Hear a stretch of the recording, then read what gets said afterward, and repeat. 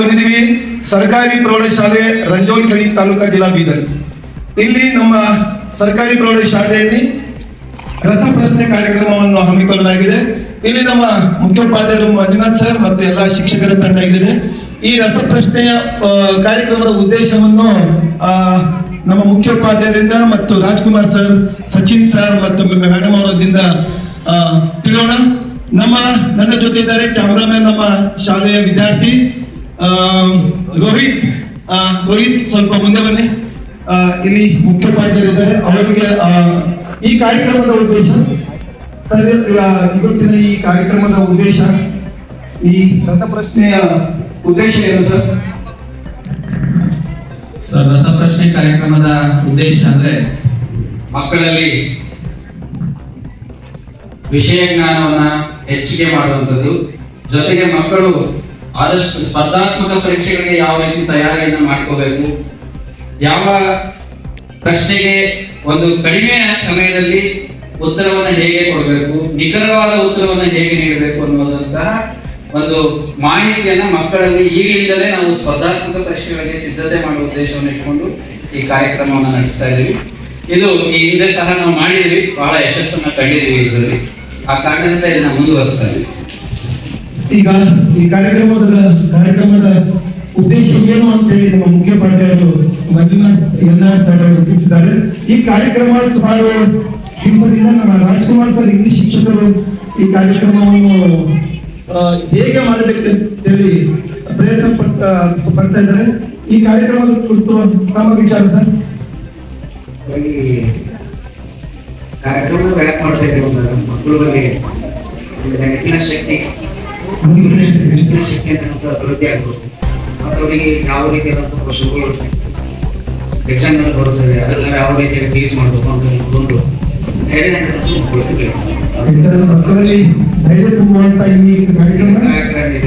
ಮಕ್ಕಳು ಯಾವ ರೀತಿಯನ್ನು ಫೇಸ್ ಮಾಡಬೇಕು, ಯಾವ ರೀತಿಯನ್ನು ಈ ಜಗತ್ತಿನಲ್ಲಿ ನಾವು ಯಾವುದೇ ಒಂದು ಸಮಸ್ಯೆ ಬಂದ್ರೆ ಯಾವ ರೀತಿ ಫೇಸ್ ಮಾಡಬೇಕು ಅಂತ ಈ ರಸ ಪ್ರಶ್ನೆಗಳ ಮೂಲಕ ಇಲ್ಲಿ ನಮ್ಮ ಸಚಿನ್ ಸರ್ ಇದ್ದಾರೆ, ಇದ್ದಾರೆ, ಶಿಲ್ಪಿ ಮೇಡಮ್ ಇದ್ದಾರೆ.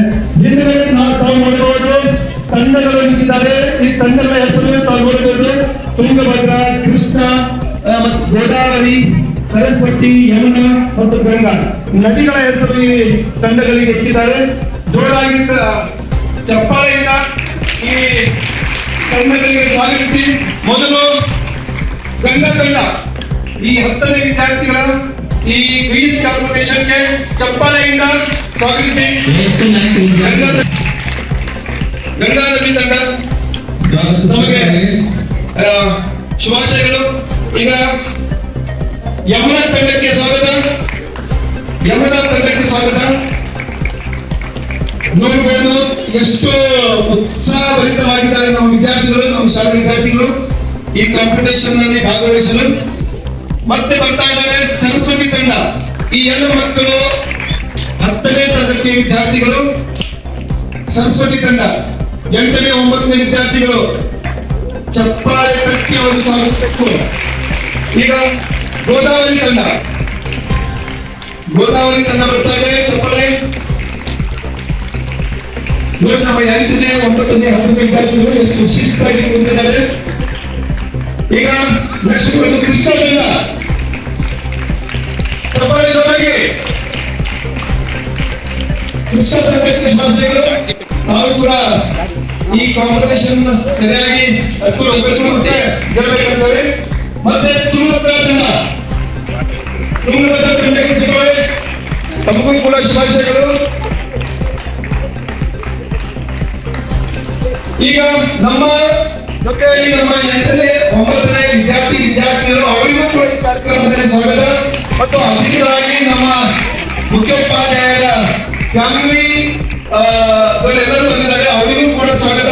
ಈಗ ಈ ಕಾರ್ಯಕ್ರಮವನ್ನು ನಾವು ಪ್ರಾರಂಭ ಮಾಡ್ತಾ ಇದ್ದೀವಿ. Rajkumar sir, Rajkumar sir. 2024-27 ಸಾಲಿನ ಈ ವರ್ಷದ ಮೊದಲನೇ ಒಂದು ರಸಪ್ರಶ್ನೆ ಆಗಿದ್ದು, ಈ ರಸಪ್ರಶ್ನೆಯನ್ನು ಮುಂದುವರಿಸಲು ನಮಗೆ ಸದಾ ಕಾಲ ಯಾವಾಗಲೂ ಸಹಾಯ ಮಾಡಿರ್ತಕ್ಕಂಥ ನಮ್ಮ ಮುಖ್ಯ ಗುರುಗಳಾದ ಶ್ರೀ ಮಂಜುನಾಥ್ ಎನ್ ಆರ್ ಮುಖಾಂತರ ಸರಿಗೆ ನಮ್ಮ ಶಾಲೆಯ ವತಿಯಿಂದ ನಮ್ಮ ಶಿಕ್ಷಕರ ವತಿಯಿಂದ ಬಹಳ ಧನ್ಯವಾದಗಳು ಸ್ವಾಗತವನ್ನು ಕೊಡುತ್ತಾ ತುಂಬ ಹೃದಯದ ಒಂದು ಸ್ವಾಗತವನ್ನು ಕೋರುತ್ತೇವೆ. ಅದೇ ರೀತಿಯಾಗಿ ಈ ಒಂದು ರಸ ಪ್ರಶ್ನೆಯ ತೀರ್ಪುಗಾರರಾಗಿರ್ತಕ್ಕಂಥ ಶ್ರೀಮತಿ ರೇಖಾ ಮೇಡಮ್ ಅವರಿಗೂ ನಾನು ಈ ಒಂದು ಕಾರ್ಯಕ್ರಮಕ್ಕೆ ಸ್ವಾಗತಿಸುತ್ತೇನೆ. ಅದೇ ರೀತಿಯಾಗಿ ಇನ್ನೊಬ್ಬರು ತೀರ್ಪುಗಾರ್ತಿಯಾಗಿರ್ತಕ್ಕಂಥ ಕುಮಾರಿ ಶ್ರುತಿ ಮೇಡಮ್ ಅವರಿಗೂ ನಾನು ಈ ಕಾರ್ಯಕ್ರಮಕ್ಕೆ ಸ್ವಾಗತವನ್ನು ಕೊಡುತ್ತೇನೆ.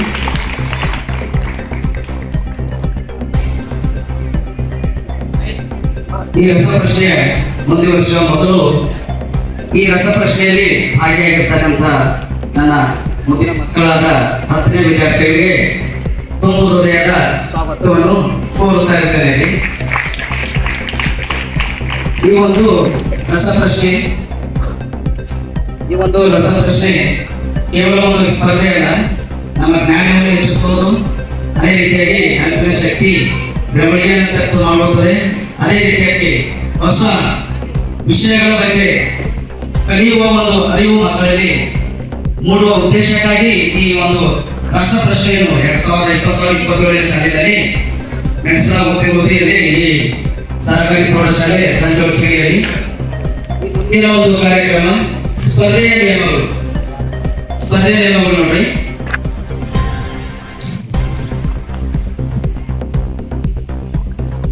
ಪ್ರಶ್ನೆಯನ್ನು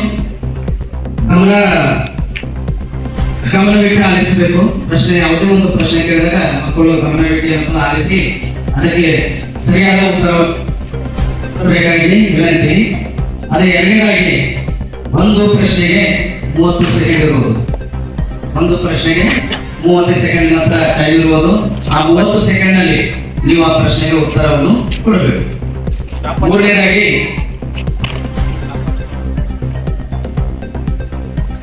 ನೇರ ಪ್ರಶ್ನೆಗೆ 10 ಅಂಕಗಳು. ಒಂದ್ ವೇಳೆ ಆ ಪ್ರಶ್ನೆಗೆ ನೀವು ಸರಿಯಾದ ಉತ್ತರ ಕೊಡಲಿಲ್ಲ ಅಂದಾಗ ಅದು ಬೇರೆ ಒಂದು ಟೀಮಿಗೆ ಪಾಸ್ ಆಗುತ್ತೆ. ಅವರು ಆ ಪ್ರಶ್ನೆಗೆ ಸರಿಯಾದ ಉತ್ತರವನ್ನು ನೀಡಿದಾಗ ಅವರಿಗೆ 5 ಅಂಕಗಳು ತಗೊಂಡು ಬಿಡುತ್ತಾರೆ. ಗೊತ್ತಾಯ್ತಾ ನಿಯಮಗಳು? ಅದೇ ರೀತಿಯಾಗಿ ಒಂದು 4ನೇದಾಗಿ ಚಿತ್ರ ಬಿಡಿಸುವ ಸ್ಪರ್ಧೆ ಅಂತ ಹೇಳಬೇಕು. ಚಿತ್ರ ಬಿಡಿಸುವ ಸ್ಪರ್ಧೆ ಯಾವ ರೀತಿಯಾಗಿ ಅಂದ್ರೆ ಒಂದು ಚಿತ್ರ ಕೊಟ್ಟು ಬಿಡ್ತಾರೆ ನಿಮ್ಗೆ. ಅದಕ್ಕೆ ನೀವು 30 ಸೆಕೆಂಡ್ ಅಲ್ಲಿ ಆ ಪೇಸ್ಟ್ ಮಾಡಿ ಆ ಚಿತ್ರದಲ್ಲಿ ಇರುವಂತಹ ವ್ಯಕ್ತಿ ಹೆಸರಿನಪ್ಪ ಕಾಂಟ್ಯಾಕ್ಟ್ ಮಾಡಿ ಹೇಳಬೇಕು ಅಷ್ಟೇ. 4ನೇದಾಗಿ ಧ್ವನಿ ಗುರುತಿಸುವ ಒಂದು ಆಡಿಯೋ ಕ್ಲಿಪ್ ಮಾಡ್ತಾ ಇರ್ತೀವಿ ನಾವು. ಆಡಿಯೋ ಕ್ಲಿಪ್ ನಲ್ಲಿ ಆ ಧ್ವನಿ ಯಾರ್ದು ಅಂತಕ್ಕಂಥ ಸರಳ 30 ಸೆಕೆಂಡ್ ಅಲ್ಲಿ ಹೇಳಬೇಕು. ನೇರ ಪ್ರಶ್ನೆಗೆ 10 ಅಂಕಗಳು, ಪಾಸ್ ಆಗಿ ಬಂದ್ರೆ 5 ಅಂಕಗಳು ಅಂತಕ್ಕಂಥದ್ದು ಗೊತ್ತಿದೆ.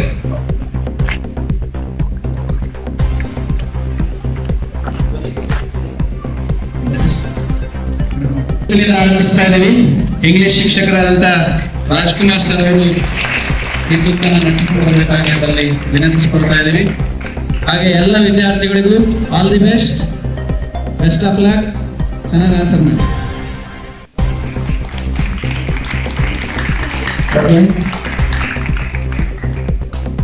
ಈ ಒಂದು ಸ್ಪರ್ಧೆ